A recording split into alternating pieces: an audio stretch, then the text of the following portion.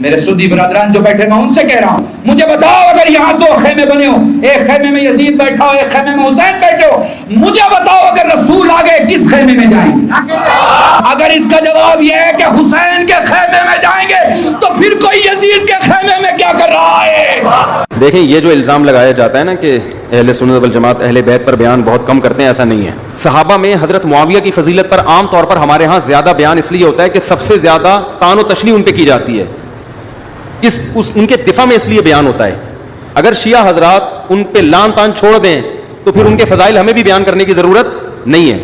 تو یہ شیعہ لوگوں نے ہی ہمیں مجبور کیا ہے کہ ہم حضرت معاویہ کے فضائل کثرت سے بیان کریں۔ باقی یہ تو متفق علیہ عقیدہ ہے کہ ہم حضرت معاویہ کو حضرت علی پر فضیلت نہیں دیتے، یا تو ہم دے رہے ہو نا فضیلت پھر یہ الزام لگایا جا سکتا۔ ہم مانتے ہیں کہ حضرت علی کی فضیلت حضرت معاویہ سے زیادہ ہے۔ میرے پاس کچھ لوگ یہاں آئے تھے، میں نے ان کو بٹھایا، میں نے کہا بیٹھو، میں نے کہا آپ کیا چاہتے ہو کہ یہ الزامات کو صحیح مان کے میں شیعہ ہو جاؤں؟ آپ یہ چاہتے ہو؟ یعنی اس سے یہ ثابت کرنا چاہتے ہیں کہ سنی مذہب غلط ہے اور شیعہ کیا ہے؟ صحیح ہے، یہ چاہتے ہو نا؟ تو میں نے کہا میرے شیعہ مسلک پہ یہ اعتراضات ہیں، کیونکہ سنیوں کا تو یہ عقیدہ ہے۔ اہل سنت والجماعت کہتے کس کو ہیں پتہ ہے؟ اہل سنت میں سنت سے مراد ہے حدیث، اور الجماعت سے مراد ہے صحابہ۔ تو میں نے کہا اور صحابہ میں سب سے پہلے خلفائے راشدین ہیں۔ ہم یہ کہتے ہیں خلفائے راشدین نے کبھی ظلم، اور اتنا بڑا ظلم کہ نبی کی بیٹی کے ساتھ ظلم کرے، یہ تو ہمارے عقیدے کا بنیادی حصہ ہے۔ اگر اس کو آپ نے ثابت کر دیا تو اس کا مطلب سنی مذہب کی بیس ہی کیا ہے؟ بولو، غلط۔ تو پھر جب سنی مذہب غلط ہے تو پھر صحیح والا کون سا ہے؟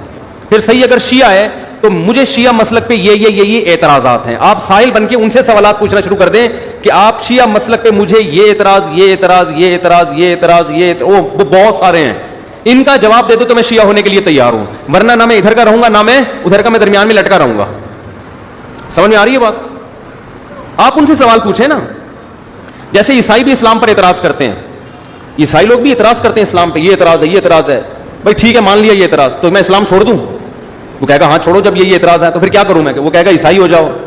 اگر اسلام پہ 10 اعتراض ہیں تو عیسائیت پہ 1000 اعتراضات ہیں، اور بیس سے ہی شروع ہو جائیں گے اعتراضات، بنیاد سے ہی شروع ہو جائیں گے۔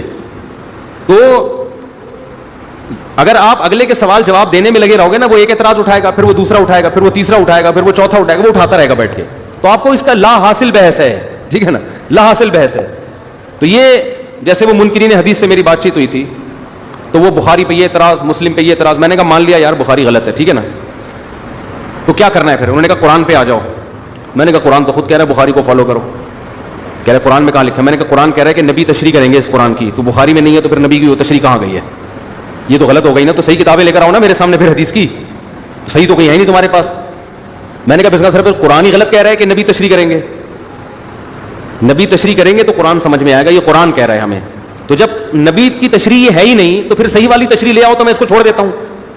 نہ صحیح والی ہے تمہارے پاس، نہ اس کو فالو کرنے دے رہے ہو، اس کا مطلب تم ہی غلط ہو۔ کچھ اصولی باتیں ہوتی ہیں جن کا کسی کے پاس کوئی جواب نہیں ہوتا، یہ ان لوگوں کو دیا جاتا ہے جن میں دلیل سمجھنے کی صلاحیت نہیں ہوتی۔ بخاری کی پر جو اعتراض تھے، ہر اعتراض کا جواب ہمارے پاس ہے، لیکن ہمیں پتہ ہے اس جواب میں پڑھے نا تو ایک لمبی طویل بحث شروع ہو جائے گی، اور جن لوگوں میں ذہانت نہیں ہے، کم عقل ہے، وہ بعض دفعہ ان کے پروپیگنڈے سے متاثر ہو جاتے ہیں۔ تو بھائی اگر متاثر ہو کے آپ کے فرقے میں نے آنا ہے تو آپ کے فرقے پہ تو اتنے بڑے بڑے اعتراضات ہوتے ہیں کہ اس کا آپ کے پاس بھی جواب نہیں ہے۔